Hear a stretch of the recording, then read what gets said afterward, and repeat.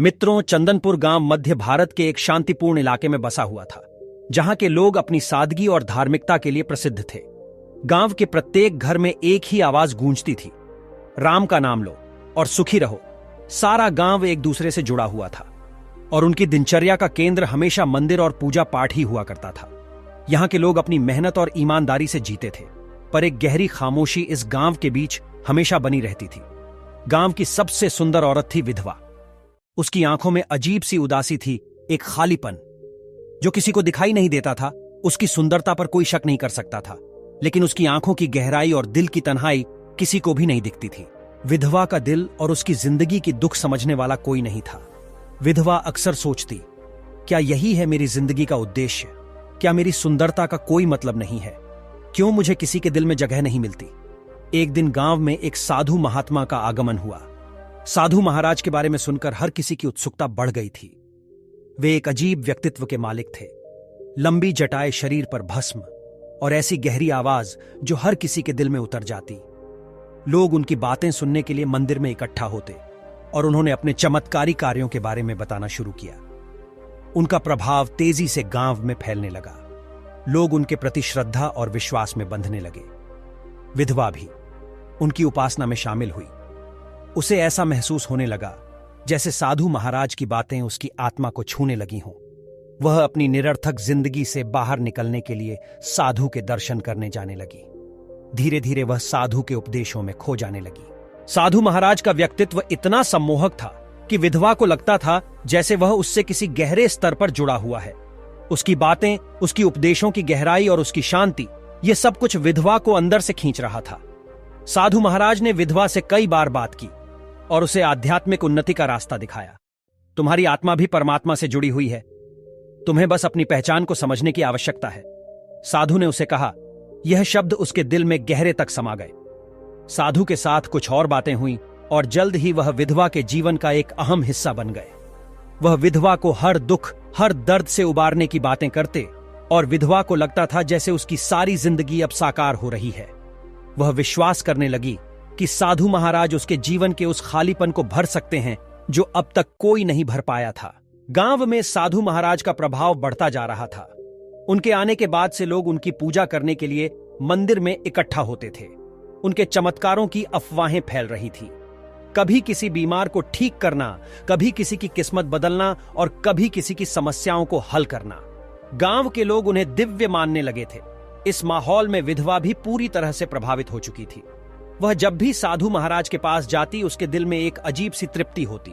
साधु के साथ हर मुलाकात उसके लिए जैसे एक नई शुरुआत होती। साधु महाराज की बातें विधवा को बहुत प्रभावित करती। उन्होंने उसे बताया, तुम्हारे भीतर शक्ति है, केवल तुम खुद को समझ नहीं पाती हो। यदि तुम मेरी शरण में आओगी तो तुम्हें वो सब मिलेगा जो तुम चाहती हो। तुम्हारा दुख केवल तुम्हारे भीतर की बंदिशों से है। तुम्हारे आत्मविश्वास को जागृत करना होगा। विधवा इन शब्दों को दिल से महसूस करने लगी। वह समझने लगी कि साधु के शब्दों में कुछ खास बात है जो उसे अब तक किसी ने नहीं समझाई थी। धीरे धीरे विधवा और साधु के बीच यह रिश्ता गहरा होता गया। वे अब एक दूसरे के बिना नहीं रह सकते थे। विधवा की जिंदगी अब साधु की उपदेशों के इर्द गिर्द घूमने लगी थी। साधु ने उसे यह विश्वास दिलाया कि वह उसे बचा सकता है, उसे एक नई दिशा दे सकता है। इसके बदले में विधवा ने अपने दिल की सारी इच्छाओं को साधु के सामने खोल दिया था। साधु का आकर्षण बढ़ता गया। विधवा को ऐसा महसूस होने लगा जैसे वह साधु के बिना कुछ भी नहीं है। उसकी पूरी दुनिया केवल साधु के इर्द गिर्द सिमटने लगी। साधु ने उसे और अधिक अपने पास खींच लिया। तुम मेरी शिष्य हो, तुम्हारे जीवन का उद्देश्य अब मुझसे जुड़कर पूरा होगा, उसने विधवा से कहा। एक शाम जब गांव का मंदिर सुनसान था और सभी लोग अपने अपने घरों में थे, साधु ने विधवा से गुपचुप मुलाकात की। वह विधवा को यह समझाता रहा कि उसके भीतर एक दिव्य शक्ति है जिसे केवल साधु ही जागृत कर सकते हैं। विधवा ने साधु की बातों पर विश्वास करना शुरू कर दिया था। वह साधु के करीब आने लगी। वह रात बदल गई, एक ऐसी रात जब विधवा और साधु के बीच शारीरिक आकर्षण ने उनका रिश्ता एक नए मोड़ पर पहुंचा दिया। साधु ने उसे विश्वास दिलाया कि यह एक आध्यात्मिक अनुभव है और विधवा ने बिना किसी संकोच के उसे स्वीकार कर लिया। वह रात, जो पहले केवल उपदेशों और शब्दों में बंधी हुई थी, अब एक नया अर्थ ग्रहण कर चुकी थी। गांव में विधवा और साधु के रिश्ते को लेकर चुपके चुपके चर्चा होने लगी थी। कुछ लोग साधु महाराज के बारे में लगातार सुन रहे थे, लेकिन विधवा और साधु के बीच बढ़ती नजदीकी को लेकर कोई खुलकर बात नहीं करता था। लेकिन यह कोई छिपा हुआ रहस्य नहीं था। धीरे धीरे अफवाहें फैलने लगी। विधवा अक्सर साधु के पास आती जाती थी और गांव वाले ये सब देख रहे थे। किसी ने कहा कुछ तो गड़बड़ है, साधु महाराज और विधवा का संबंध ठीक नहीं लग रहा। गांव में कुछ लोग साधु के प्रति अधिक श्रद्धा रखते थे, जबकि कुछ लोग उनके बारे में संदेह करने लगे थे। एक दिन गांव के कुछ युवक विधवा और साधु को एक साथ देखा था। उन्होंने यह बात पंचायत के सदस्यों तक पहुंचाई। उन्होंने बताया कि विधवा और साधु के बीच कुछ अजीब सा रिश्ता बन रहा है। यह खबर जैसे ही फैली, पूरा गांव हलचल में आ गया। गांव में बड़े बुजुर्गों ने एक पंचायत बुलाई। सभी को यह चर्चा करनी थी कि क्या यह मामला सच्चाई पर आधारित है या सिर्फ अफवाहें हैं। पंचायत के सभी सदस्य इस मुद्दे पर विचार करने के लिए एकजुट हो गए। गांव में साधु और विधवा के बीच बढ़ते रिश्ते को लेकर जो अफवाहें फैल रही थीं, वह अब सच्चाई के करीब पहुंचने लगी थी। कई गांव वाले इस बात से परेशान हो गए थे, लेकिन किसी को भी यह खुलकर सामने लाने की हिम्मत नहीं हो रही थी। लेकिन एक दिन जब विधवा मंदिर से लौट रही थी, उसे गांव के एक युवक ने देखा जो साधु महाराज के उपदेशों से खास प्रभावित था। लेकिन अब उसे यह समझ में आने लगा था कि साधु के व्यवहार में कुछ गलत था। शंभू ने वह दृश्य देखा जब विधवा साधु के पास गई और दोनों के बीच बातचीत के दौरान कुछ अत्यधिक व्यक्तिगत बातें हो रही थीं। शंभू चुपके से यह सब देख रहा था और उसे अब कोई संदेह नहीं रहा कि कुछ गड़बड़ है। उसने यह बात तुरंत गांव के अन्य लोगों को बताई और यह खबर जैसे ही फैलने लगी, गांव में फिर से हलचल मच गई। एक दिन गांव के एक बुजुर्ग ने विधवा से पूछा, तुम्हारा और साधु महाराज के बीच क्या चल रहा है? विधवा ने मुंह चुप कर लिया। उसका दिल घबराया हुआ था। वह समझ नहीं पा रही थी कि क्या कहे। उसके मन में बहुत कुछ था। गांव में अब अफवाहें फैल चुकी थीं और लोग इस पूरे मामले को लेकर थे।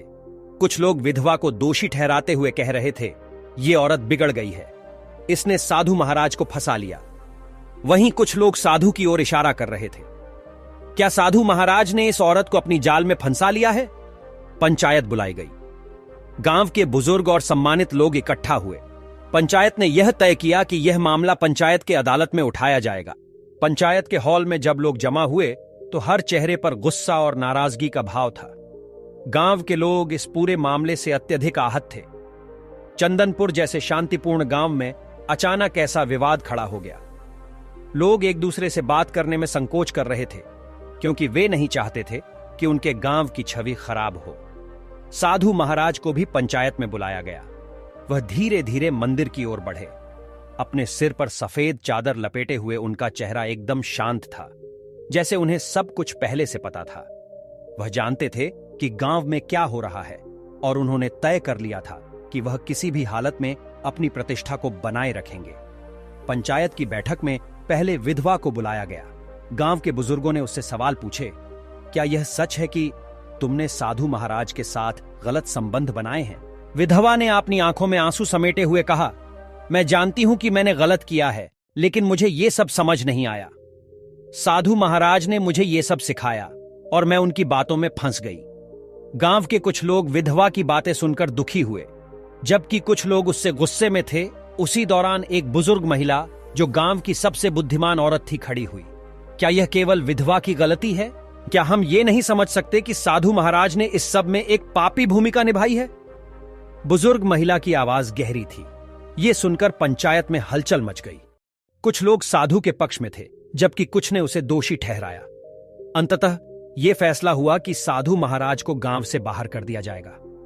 साधु महाराज ने अपने आप को निर्दोष बताते हुए कहा, यह सब सिर्फ अफवाहें हैं, मैं किसी को चोट पहुंचाने का विचार नहीं रखता। लेकिन पंचायत में उनका फैसला सुनाया और उन्हें गांव से बाहर भेज दिया। गांव से साधु महाराज के निष्कासन के बाद चंदनपुर में एक अजीब सा सन्नाटा फैल गया। लोग अब यह सोचने लगे थे कि क्या सच में वह जो कुछ भी देख रहे थे वह सही था या नहीं।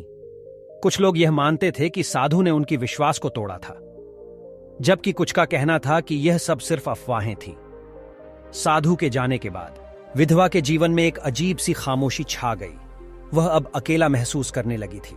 साधु के बिना उसकी जिंदगी एक खालीपन से भर गई थी, लेकिन इस खालीपन ने उसे अपनी जिंदगी पर ध्यान केंद्रित करने का एक नया अवसर दिया। गांव के बुजुर्गों ने विधवा को फिर से गांव में अपने सम्मान को बहाल करने का सुझाव दिया। लेकिन विधवा को खुद को ढूंढने और अपने भीतर की शक्ति को पहचानने का वक्त चाहिए था। वह अपने अंदर हो रहे बदलाव को महसूस कर रही थी और अब उसे यह समझ में आने लगा था कि उसकी जिंदगी का उद्देश्य सिर्फ साधु के उपदेशों में नहीं था, बल्कि उसे अपने स्वयं के भीतर की शक्ति को पहचानने की जरूरत थी। गांव में अब सब कुछ धीरे धीरे सामान्य हो रहा था। लोग धीरे धीरे साधु महाराज की काली छाया को भूलने लगे थे और विधवा ने अपनी गलती को सुधारने के लिए गांव में एक नई दिशा में कदम रखा। वो अब गांव की महिलाएं को शिक्षित करने और समाज में बदलाव लाने की दिशा में काम करने लगी। उसने यह समझ लिया था कि जब तक वह खुद को सुधार नहीं सकती, तब तक वह दूसरों की मदद नहीं कर सकती। गांव में हुए इस पूरे घटनाक्रम ने लोगों को यह सिखाया कि किसी भी संबंध में विश्वास और समझ दोनों जरूरी होते हैं। विधवा ने अपनी ताकत को पहचान लिया था। उसने अपने अनुभवों से सीखा था कि केवल बाहरी आकर्षण ही किसी के जीवन को पूरी तरह से पूरा नहीं कर सकता। मित्रों, इस कहानी के बारे में आपकी क्या राय है? कमेंट में जरूर बताइएगा। धन्यवाद।